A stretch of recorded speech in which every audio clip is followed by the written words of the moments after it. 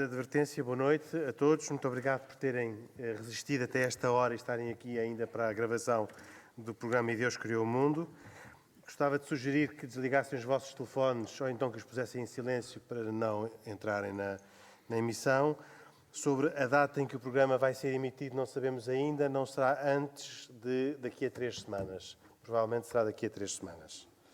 Nós vamos fazer agora um programa entre nós os três e no final do programa abriremos a possibilidade de fazerem perguntas e responderemos e gravaremos as perguntas também e depois logo se vê se faremos ou não um segundo programa com base nas vossas perguntas. Mas iniciamos com um programa normal, como se estivéssemos a gravar no estúdio.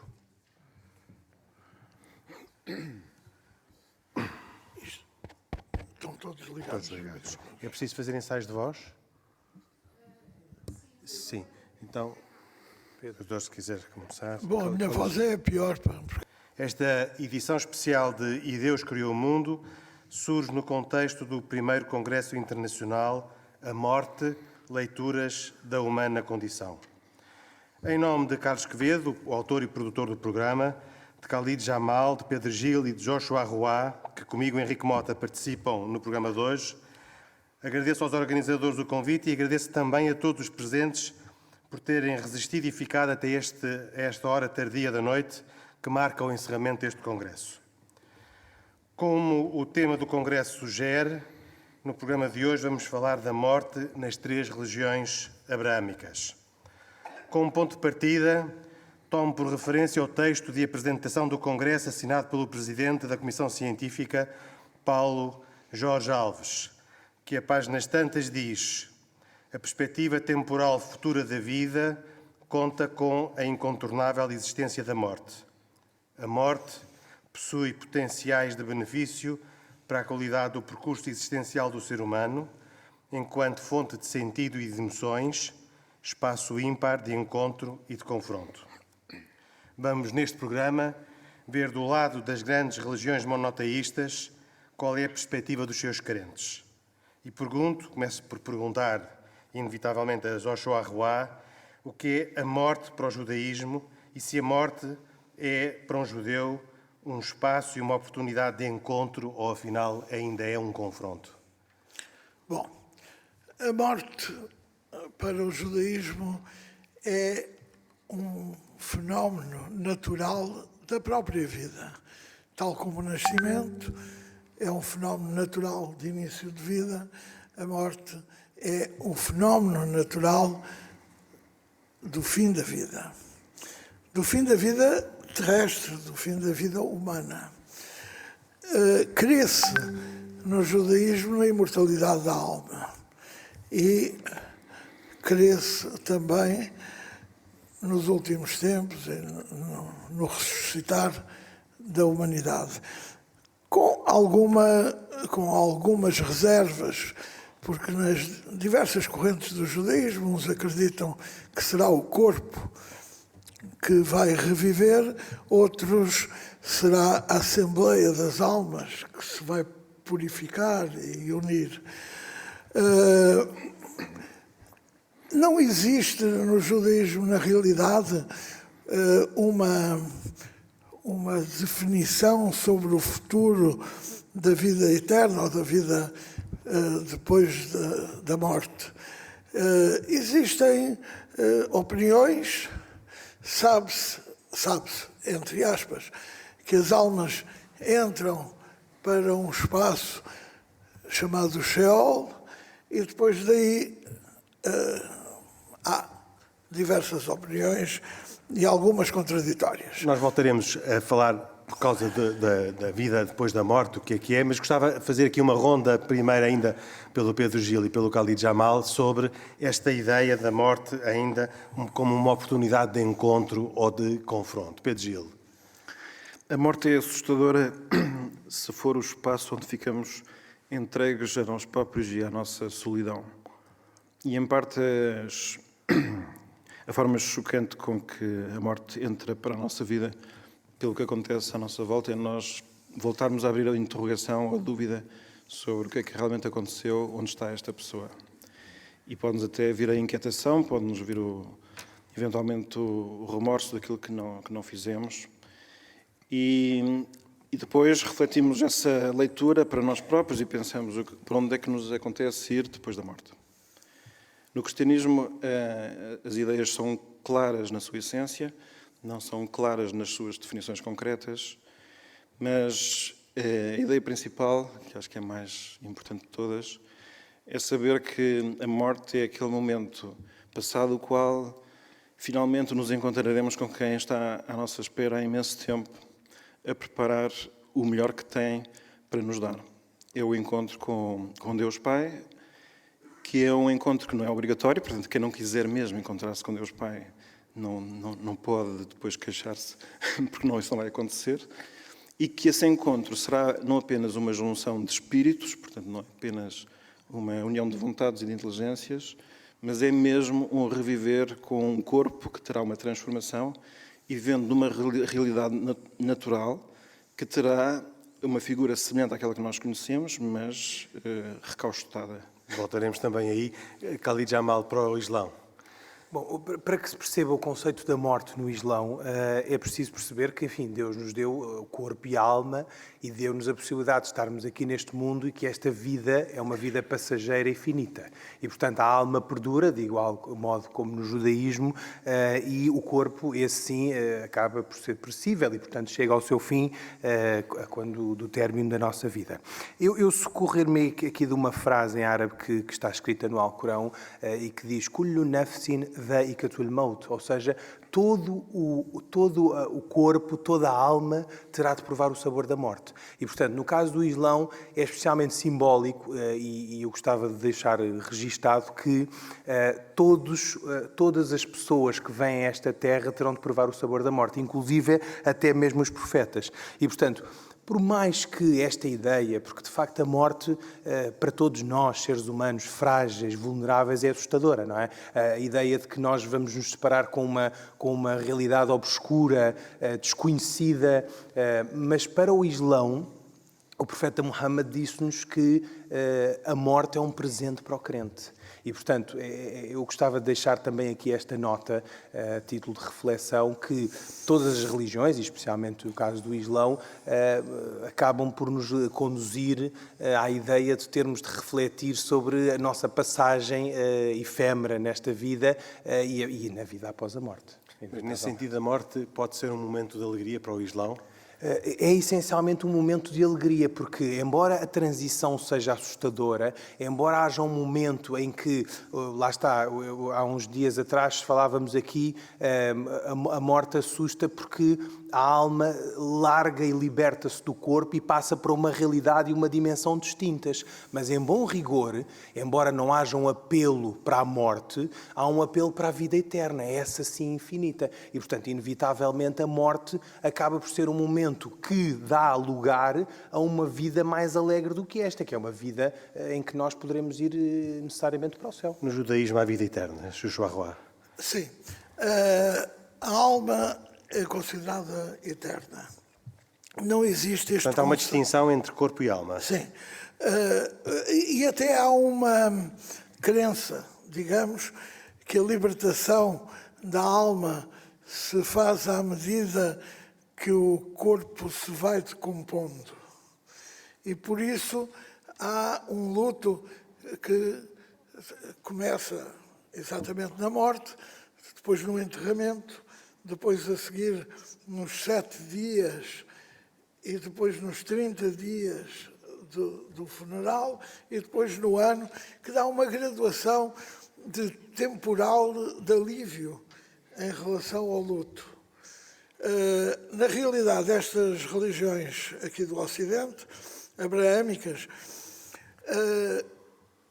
criam uma perspectiva de vida eterna que dão-nos uma sensação de permanência. No entanto, há outras religiões que não acreditam na vida eterna. E, portanto, nós somos educados, digamos, nesta tradição. E é uma tradição que passou para o cristianismo e que passou para o Islão. E no cristianismo, Pedro Gil, existe vida eterna ou é uma forma de consolar o sofrimento daqueles que têm a perda dos seus queridos? Bom, o ser eterno não consola se a situação de eternidade não for satisfatória, não é? Portanto, até um bocadinho, em parte, o conceito não é particularmente atraente, precisamente por dar parecer prometer um certo aborrecimento, não é? Permanecer no mesmo estado sempre, pelo menos pode provocar talvez dores nas costas, a pessoa pode ficar um pouco limitada.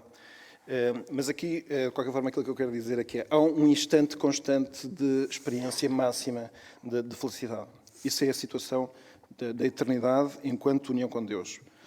Naturalmente, como disse há pouco, quem não quiser estar com Deus não estará com Deus, a situação dessas pessoas é viver num permanente instante de afastamento de Deus. Se considerarmos que Deus é onde reside toda a bondade em grau pleno, aquele que recusa Deus experimentará aquilo que é a ausência total de bem num instante que não terá fim. Isso é aquilo que para os cristãos, para os católicos, é o inferno. Sim. Para os muçulmanos também há céu e inferno. Sim, as palavras em árabe são Jannat, céu, e portanto ao paraíso, e Jahannam, inferno.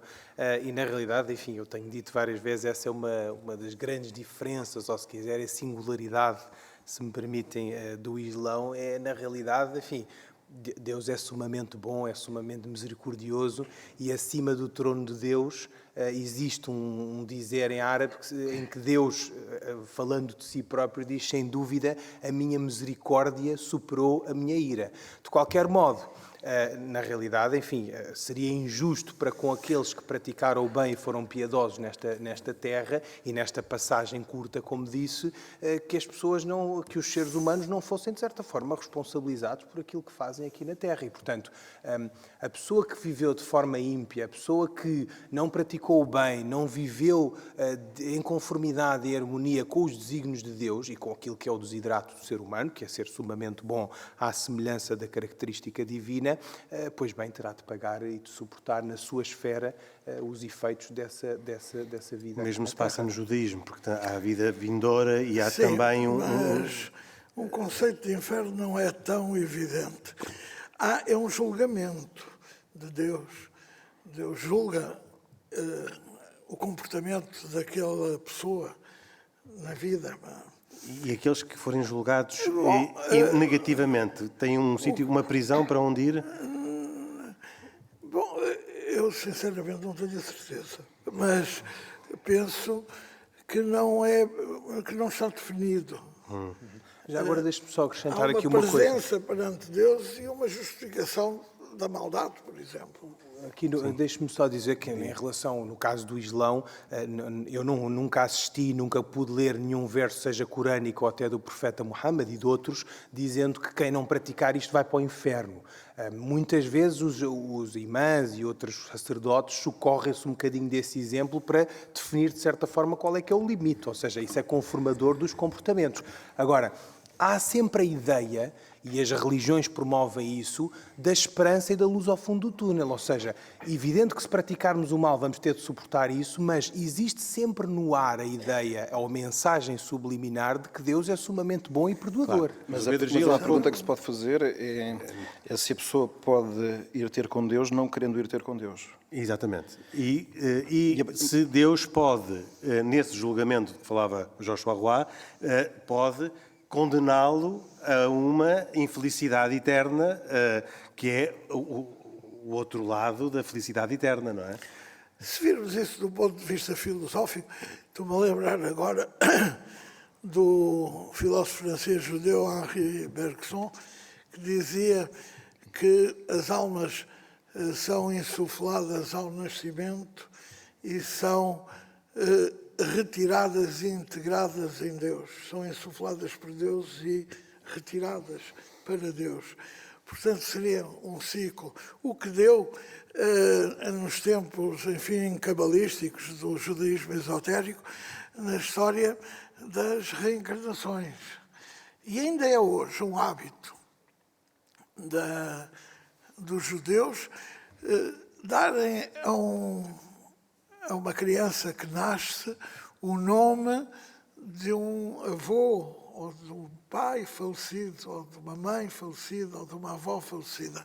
Portanto, no sentido de haver uma renovação daquela pessoa ou daquela alma, digamos. Mas são crenças. E essa mesma ideia não está presente em alguns hábitos de sepultação dos judeus? Bom, aqui há alguma contradição neste sentido. Como sabe, os descendentes dos antigos sacerdotes do templo, que é uma casta, no fundo, os Kohanim, que eram os sacerdotes do templo, não devem ter contacto com a morte, isto é, nem entram em cemitérios, nem tocam em cadáveres, nem assistem a enterramentos. No entanto, o corpo é sempre considerado com um grande respeito e não se deve enterrar, por exemplo, um corpo sem ser devidamente lavado, para que se apresente limpo e puro. E envolto numa mortalha, aliás, como os muçulmanos fazem, uma mortalha branca. A diferença entre os judeus e os muçulmanos é que o corpo é posto na terra em decúbito dorsal, deitados de costas, portanto, e nos muçulmanos de lado, com o olhar para Meca. Os judeus normalmente orienta-se e simboliza-se, melhor dito, Jerusalém colocando um pouco de terra, em todos os cemitérios judaicos há um pouco de terra de Jerusalém que se põe no corpo antes da mortalha para que simbolicamente haja uma passagem por Jerusalém. Aliás, nas orações chamadas de passagem, foca-se sempre a passagem da alma por Jerusalém. Mas agora gostava de perguntar uma coisa que eu, como estive em Jerusalém há pouco tempo, verifiquei que no cemitério judaico da cidade, sobre os túmulos há pedras colocadas manualmente, porque são pedras soltas, vê-se que foram lá postas de propósito em quase todas as campas. Qual é que é o significado dessas pedras? Bom, são presenças. No fundo, são respeito e posto como um sinal de presença de uma pessoa que foi rezar ou que foi, enfim, honrar aquele defunto porque o conhecia, porque, enfim, porque não tem nenhum outro significado. Porque eu acho que não vi lá nenhuma flor, que é aquilo que é normal encontrar-se São as flores dos Exatamente. católicos. Nós não usamos flores. Porquê? Bom, eu penso que é só uma tradição. Como nós temos origem no deserto, se calhar também era difícil arranjar flores nessa altura. Mas, enfim, julgo Por acaso, no nosso caso também não acontece. Quer dizer, vamos lá ver, mais uma vez E põem pedras? Não, nem pedras nem flores. No caso do... há um princípio, vá lá, que rege, digamos assim, o cemitério, ou neste caso na Europa, os talhões islâmicos, que é o princípio da simplicidade e da humildade. Ou seja, até nesta altura, ou especialmente nesta altura do fim de vida, aliás, como em toda a nossa vida, deve-se propugnar por uma certa humildade e, portanto, normalmente não se aconselha a grandes manifestações ou de riqueza ou muito ostensivas, de certa forma, nas campas. Em relação às flores, aqui o talhão islâmico de alguns cemitérios em Portugal e na Europa tem flores, porque, enfim, de certa forma, mais uma vez digo, um muçulmano que nasceu e cresceu aqui no Ocidente, porventura, enfim, terá vontade de se manifestar, ou de manifestar a sua solidariedade, ou o seu apreço, o seu tributo ou homenagem ao Ducuios através dessa forma. Eu confirmo também, como o Pedro Gil, ainda antes do programa, comentava isso, No cemitério em Cracóvia judaico só há pedras, não há Exatamente. nenhuma flor. E há muitas pedras, e quase construções de pedras em cima Mas das sabe campas. que todos têm que ser enterrados, a cremação não é autorizada. Isso era um ponto sobre o qual eu iria perguntar agora e já agora... Canonicamente não é autorizada a cremação, exatamente por causa da ressurreição. Não se pode destruir pelo fogo aquilo que tem que ser voltar ao pó naturalmente. Ora bem, por outro lado, as pedras tumulares, embora nos cemitérios judaicos às vezes haja diferenças, sobretudo na altura da pedra, não devem ter exclusivamente o nome, a data de nascimento, da morte, e não serem ornamentadas, para não terem qualquer símbolo de riqueza. Mas isso também depende do tipo. Por exemplo, nos cemitérios Ashkenazi do norte da Europa, o corpo é enterrado e a pedra é posta na cabeceira, na vertical, com o nome, etc. Bom, nos sefarditas, portanto, nos judeus dos países mediterrâneos, com muita similitude com os muçulmanos, a pedra é uma pedra que se põe em cima da cova do enterramento, não é? E que deve ter o nome, etc.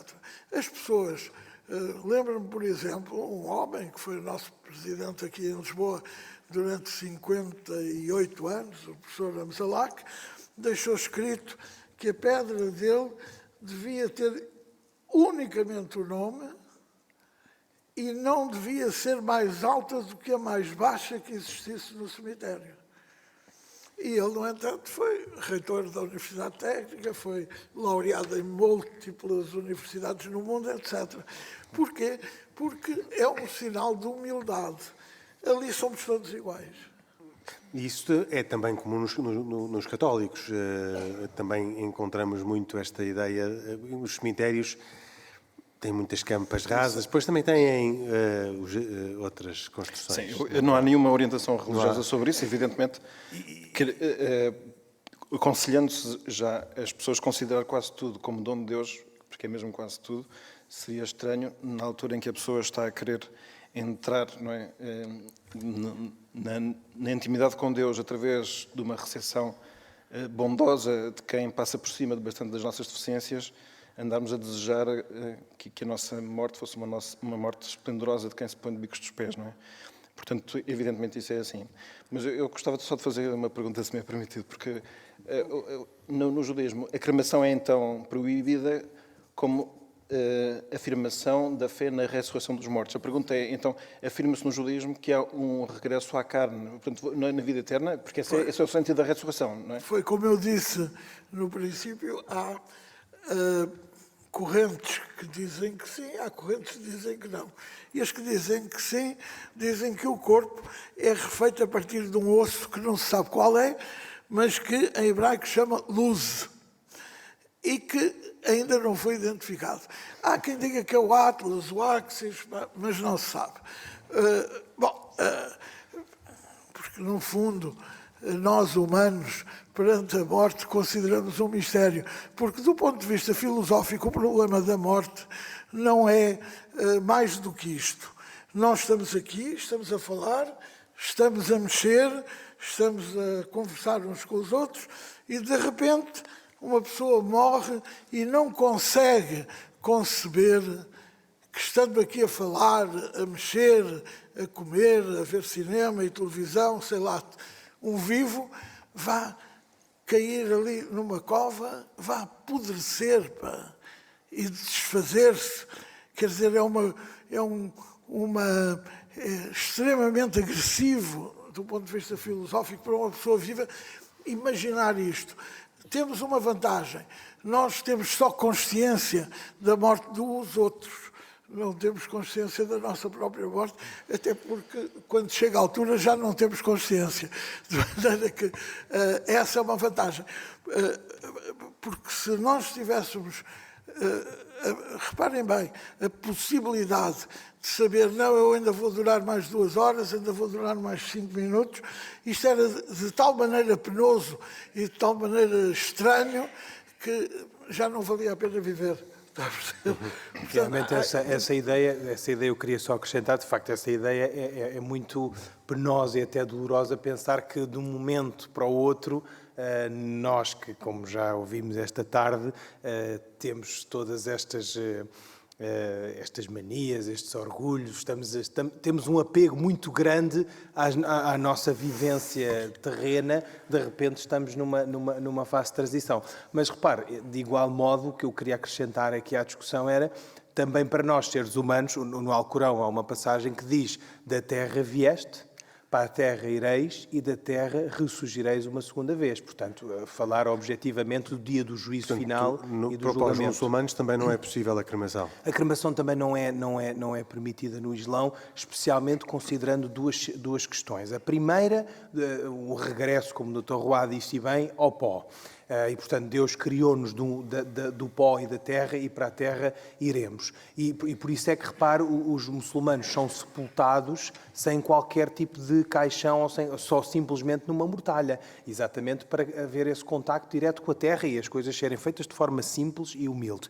E, em segundo lugar, em relação ao fogo, não é? Porque o fogo é uma invenção, é verdade, foi-nos permitido, a dada altura, o uso desse fogo, não é? E, de facto, nós sabemos qual foi o impacto que o fogo teve até nas civilizações modernas, não é? Foi um momento de grande transformação, mas existem fortes alusões e narrativas que, de facto, associam o fogo ao fogo do inferno. E, portanto, quer dizer, esse fogo não é-nos permitido usá-lo para destruir aquilo que é o corpo que nos foi confiado por Deus. E, portanto, a ideia central é esta. Os cristãos, nas três religiões abrâmicas, são aqueles que, afinal, também acreditando na vida eterna, admitem a cremação. Os cristãos são aconselhados a manter o hábito de enterrar os seus mortos, porque é a forma de melhor simbolizar aquela situação de espera pelo momento em que o corpo será outra vez unido à alma na ressurreição final. Mas quem não seguir o conselho... Não é isso. Este conselho existe como conselho, portanto não é uma obrigação. Está, porém, permitido que quem queira possa optar pela cremação, desde que com isso não esteja a significar que não crê na ressurreição dos mortos. Portanto, e o problema aí seria a falta de fé católica propriamente do que o gesto em si próprio. Em todo o caso, o que também se diz, e agora num esclarecimento que surgiu creio que há um ano, é que as cinzas não devem ser privatizadas, portanto, devem ser colocadas num lugar sagrado. Portanto, deve haver lugares nos cemitérios, ou mesmo nas igrejas, onde se guardem os restos dos nossos mortos. Portanto, sabemos que há outras pessoas que, com a prática da cremação, associam depois outras, que é um modo de conservação das cinzas.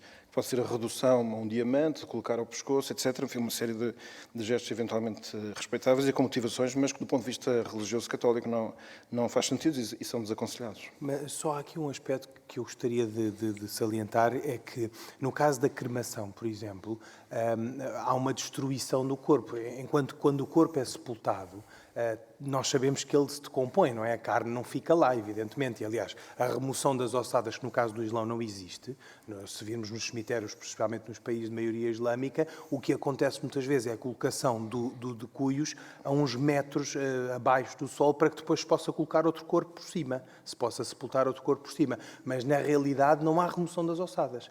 Ou seja, os ossos muitas vezes podem não se decompor, mas a carne, evidentemente, e o corpo decompõe-se. Agora, o que nos faz uma certa impressão e que nos faz espécie é, de facto, nós, numa ação deliberada, voluntária, estarmos a destruir um corpo e estarmos a queimá-lo, especialmente, não é? E, portanto, isso não faz sentido. Para nós, o túmulo é perpétuo. Em alguns cemitérios pode-se também enterrar em camada, como no Islão. Mas nós, o corpo é posto numa mortalha junto da terra mesmo, sem qualquer caixão. Lembro-me que quando começou a comunidade islâmica aqui em Portugal, foi presidente da comunidade islâmica um colega meu de curso, o Muçomar, e eu fui com ele à Câmara e foi-lhes autorizado um talhão no cemitério do Alto São João. Mas não foi autorizado enterrar diretamente na terra, E então os muçulmanos fizeram um pequeno truque. Um estratagema. Um estratagema. O caixão tinha um fundo perfurado e de um material mais perecível para que o corpo ficasse em contacto com a terra. Aliás, ainda hoje, se me permite, de facto isso acontece. Hoje nós temos a crença e ensinamos, felizmente, aos mais novos que quando as leis do país, o caso, por exemplo, da autópsia, já que estamos a falar de morte, não é? Quando a lei assim o obrigue, infelizmente, muitas vezes a religião vê-se compartimentada, até por ignorância, e sujeita a este circunstancialismo. Mas o que é facto é que, por exemplo, em alguns casos, quando há obrigatoriedade, imagine-se, por exemplo, o caso de uma pessoa que padece de uma doença ou de uma enfermidade e que, portanto, o corpo liberta um odor ou que não é, por razões de saúde pública, aconselhável sepultá-lo só com uma mortalha. Faz-se uma espécie de caixão num aglomerado de madeira fina que é muito mais perecível do que um caixão tal e qual como o conhecemos nos dias de hoje, não é? Muito bem. Vou propor que regressemos ao ponto inicial da nossa conversa, que é o sentido da morte, que entramos agora aqui numa discussão técnica. Uma discussão técnica. Eu gostava de voltar a uma afirmação que ouvi esta tarde, por parte do médico Nuno Gil, que me impressionou muito, aliás, toda a exposição que aqui ouvi, em que ele dizia que a morte é uma poderosa afirmação da vida. E gostava de perguntar ao Pedro Gil o que é que entende, que eco tem esta afirmação na fé católica. Bom, eu diria que, a partir do momento em que nós focamos a atenção sobre o que a morte é, a forma como a vida é vivida passa a ter necessariamente que ter uma leitura condicionada por esse foco. Eu continuo a achar que tanto uma coisa como a outra só são boas notícias, e eu creio que temos uma intuição de que a vida é uma boa notícia, apesar de às vezes estar um bocadinho nublada, e que a morte promete algo que pode ser muito bom. Mas isso tem a ver com o facto de nós não termos, por destino, estar entregues apenas aos amores que acabam.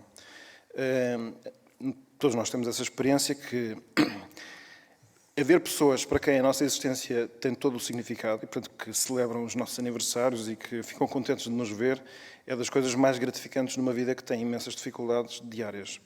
No dia em que não houver ninguém que se lembre de nós, esse é um dia em que nós temos que despertar para uma realidade dura, que é para que é que nós vivemos. Ora, também, se na vida futura não houver alguém que definitivamente nos possa dizer és bem-vindo, esta é a tua casa e eu vou ver contigo eternamente, então essa eternidade não sinto que seja uma boa notícia. E por isso eu quero só dizer que, sim, tanto a vida como a morte podem ser boas realidades e vividas com uma certa tranquilidade, na medida em que nós sabemos que essa pessoa que nos espera não falha e não morre. E essa é a boa notícia, creio eu, que temos da revelação, é que temos um Deus que nos disse que assim estava. Estava em situação de espera, que no caso do cristianismo temos a noção que, além disso, resolveu Ele próprio fazer-se um de nós e Ele próprio morrer para não sermos nós a morrer. Ele próprio ressuscitou e apareceu, feito corpo, e, portanto, quando falamos da ressurreição dos corpos, não estamos a falar apenas de uma narrativa fantasiosa que pudesse ser verdade, portanto, não é uma ficção científica, e tudo isso constitui um encadeado de boas notícias. Para os muçulmanos, a morte também é uma afirmação da vida? Pode ser? Que é que esta afirmação de hoje à tarde tem para um muçulmano? Olha, na realidade nós encaramos a morte como sendo uma coisa natural e na realidade aquilo que eu acho que as religiões, em especial o Islão, de certa forma promovem é um bocadinho oposto àquilo que é, no fundo, a nossa atualidade recente. Quer dizer, nós, nos últimos anos, especialmente nas últimas gerações, temos vindo a tentar combater a mortalidade quase e ficarmos com uma convicção generalizada que somos imortais, ou que se algum de nós inventasse um elixir da juventude ou da imortalidade, se calhar esse era um grande desejo. Mas é justo gostarmos de viver. Evidentemente que sim, evidentemente que sim. Aliás, quando o Pedro diz, é muito interessante, quando o Pedro diz que, na realidade, isto é uma realidade dupla, porque, por um lado, nós termos a convicção ou certeza que a vida após a morte é eterna, por um lado parece-nos bem e parece-nos fazer mais sentido que assim seja, e todos os textos religiosos, pelo menos destas 3 religiões aqui sentadas à mesa, de facto falam disso, mas, por outro lado, eventualmente, pode parecer assim, é difícil lidar com essa realidade infinita.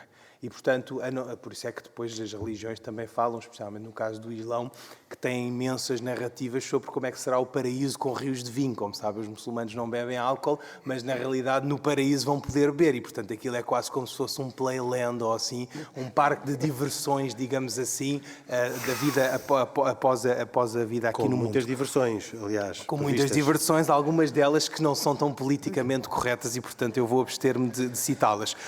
O que é facto, e eu gostava de deixar aqui esta metáfora, as religiões e o Islão em especial apelam a uma reflexão e, portanto, sugestionam que nós passemos nesta terra com um propósito. E qual é o objetivo da estada do ser humano na terra? Em primeiro lugar, a adoração a Deus. E, em segundo lugar, não deixarmos que a nossa vida finita, efêmera e muito curta, não é? A nossa passagem aqui na Terra seja algo em vão. E, portanto, para isso devemos ter atitudes piedosas e virtuosas e viver em conformidade com os desígnios de Deus. Para terminar, dizer-lhe que o profeta Muhammad deixou-nos a referência de que o bom muçulmano pensa na morte 7 vezes por dia. E, portanto, mais uma vez, isto promove a humildade e a consciência ou convicção que há de chegar um dia que nós vamos chegar ao fim. E também nos deixou a ideia, para terminar... Isso é muito interessante. Pensa na morte 7 vezes por dia. E pensa com que sentido? Com que objetivo? Pensa com o sentido de... O sentido de medo, Não, de regresso. De esperança, o sentido é verdade, de ainda... fim da humanidade. Ainda bem que o Henrique pergunta isso, porque, infelizmente, muitas vezes as coisas são mal ensinadas, não é? Nós às vezes, ouvimos pessoas com responsabilidade dizer para pensar na morte 7 vezes, e quer dizer, isso é assustador, não é? Quem é que pensa na morte 7 vezes? Quase que nos levaria a pensar, será que o Islão é uma religião mórbida, uma religião que pensa na morte? Será que há um apelo à morte? Não, há um apelo à vida, mas também há um apelo à vida eterna. E o apelo à vida eterna é superior ao apelo à vida passageira. Então os muçulmanos devem pensar na morte ou devem pensar na vida eterna? Devem pensar na morte como transição para a vida eterna. A morte é um meio para chegar a um fim. E esse fim é chegar ao céu e ao contacto com Deus. Se nós temos a possibilidade de, no paraíso e no céu e na vida do Ákhira, na vida eterna, na vida para além da morte, estarmos em contacto com Deus e usufruir dos tais rios de vinho do paraíso, então, enfim, todos nós ambicionamos e desejamos essa vida.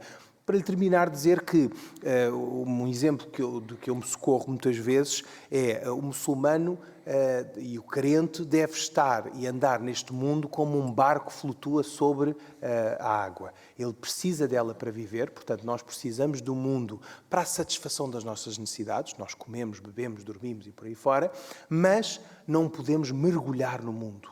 E, portanto, se um barco, cujo propósito é exatamente flutuar sobre a água, se ele mergulha, ou vira submarino ou afunda, não é? E, portanto, essa é a ideia central. Para os judeus também pensam na vida eterna e na morte todos os dias? Ou olham para a morte como o fim da humanidade? Não.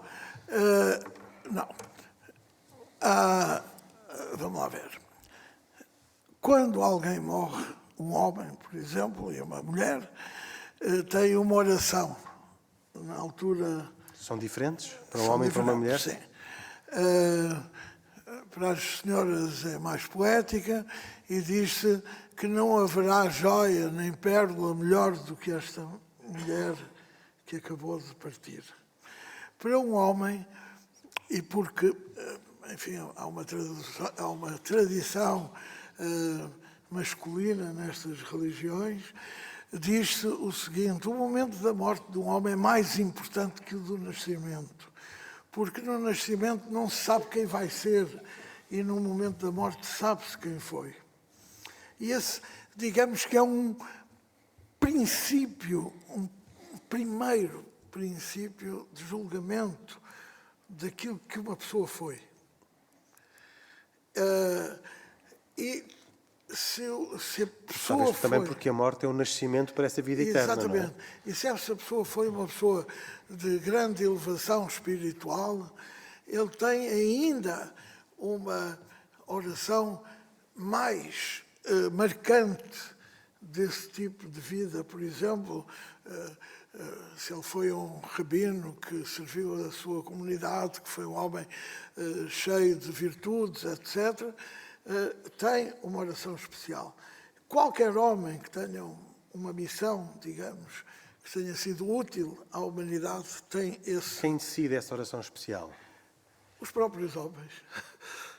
Mas aí os homens não estão a fazer de Deus a reconhecer méritos não, especiais não, neste fundo? Porque há aqui uma ideia. Desde a destruição do segundo templo não há sacerdotes. O rabino não é um sacerdote. É um guia espiritual aceite, que é uma coisa diferente. Tanto que, na tradição judaica, o rabino não pode ser um judeu profissional, isto é, tem que ter uma profissão. O mesmo acontece no Islão. Tem que ter uma profissão. Tem que ser qualquer coisa. Pode ser médico, pode ser advogado, sapateiro ou eletricista. Mas tem que ter um meio de sobrevida económico. E não pode usar a religião, ou não deve usar a religião, como meio de troca, enfim, de dinheiro, ou ser pago para isso. Evidentemente que o mundo mudou e agora já existem rabinos de formação rabínica e que são contratados, enfim, mas não é a tradição judaica. Não é. A ideia de um rabino é um homem que é guia espiritual e aceite pela comunidade. É, digamos, eleito. Escolhido por quem? Escolhido pela comunidade também. Exatamente, sai da comunidade. Mas o sacerdote vivia da sua função sacerdotal. Como? O sacerdote vivia da sua função sacerdotal, enquanto existiu o sacerdócio, propriamente. Exatamente, nessa altura. Sim. Mas, como no Islão, como temos uma descentralização, uma grande descentralização religiosa, o rabino é sempre a autoridade espiritual daquela comunidade. Aliás, reparar, para comprovar isso, nós, por exemplo, para liderar as orações, o imã é aquele que lidera a oração, não é? Se eventualmente houver alguém, o critério que preside, por exemplo, para alguém liderar a oração é o conhecimento religioso. Exatamente. Mas na ausência de um sacerdote ou de um ministro de culto, na verdadeira acessão da palavra, um ancião, a pessoa mais velha, a pessoa com mais conhecimento, pode e deve liderar a oração. E, portanto, isso comprova aquilo que... Nós, no judaísmo, a única coisa que precisamos nem sequer é de um templo ou de uma casa. A oração pode-se fazer em qualquer local, desde que haja 10 homens. Porque a oração tem que ser testemunhada por pelo menos 10 pessoas. Muito bem. Eu gostava muito de continuar esta conversa. Infelizmente, o nosso tempo de programa está a chegar ao fim. Poderíamos continuar a conversar sobre o tema do programa de hoje, que gravámos em Guimarães, no Centro Cultural Vila Flor, no âmbito do primeiro Congresso Internacional A Morte, Leituras da Humana Condição. Eu agradeço particularmente a Joshua Roy, que hoje aqui esteve como judeu a representar também a fé judaica, e, como de costume, também Pedro Gil e Khalid Jamal, que comigo, Henrique Mota, fazem este programa de autoria e com produção de Carlos Quevedo, hoje com cuidados técnicos de Rui Fonseca e acompanhamento de Cristina Condinho. Nós voltamos 2 a 8 dias. Até para a semana, se Deus quiser. Boa noite.